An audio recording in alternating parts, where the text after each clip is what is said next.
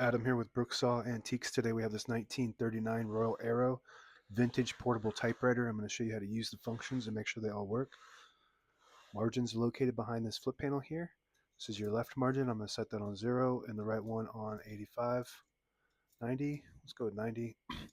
And the left one has a magic margin function, so you just put the cursor where you want it to be on the left side and you flip this margin, magic margin, and it sends it to that spot. If you want it closer to the edge, you hold the magic margin, just push the carriage to where you want it, let it go, and it sets it. You can also set that with your finger, just like the right side.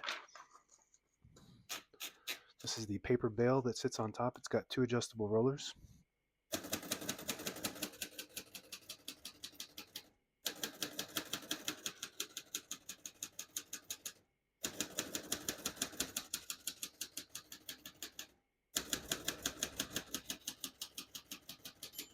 Once you hear the bell, you're at the end of the margin. Hit this line space, gets you back to the beginning, and skips 1 or 2 spaces. Right now we have it on single, but if you want double, you just flip that switch forward. It skips 2.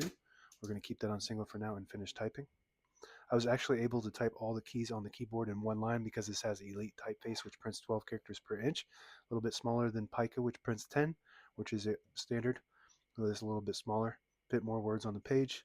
So on this next line, I'm just going to type a sentence in red to switch from black to red. There's a switch on the right side here. You flip that to that red indicator. It prints the bottom portion of the ribbon.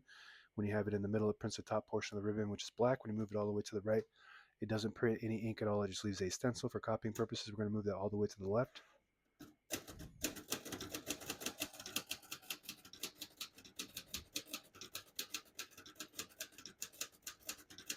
Beautiful.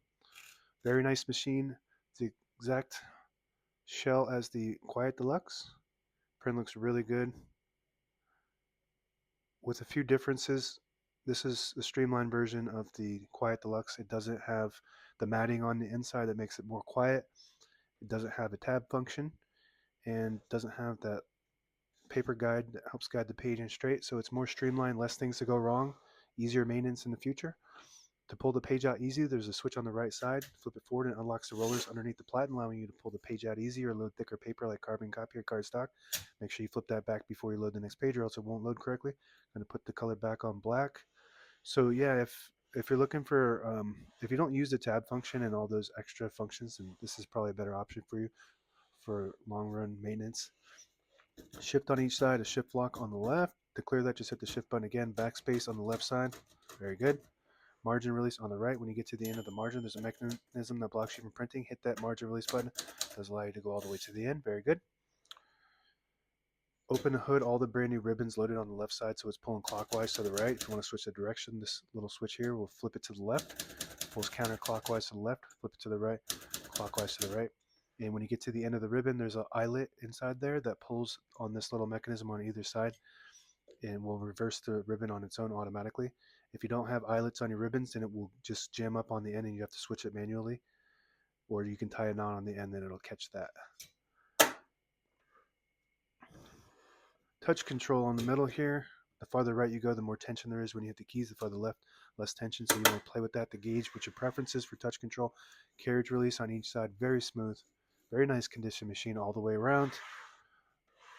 Left carriage release, very good.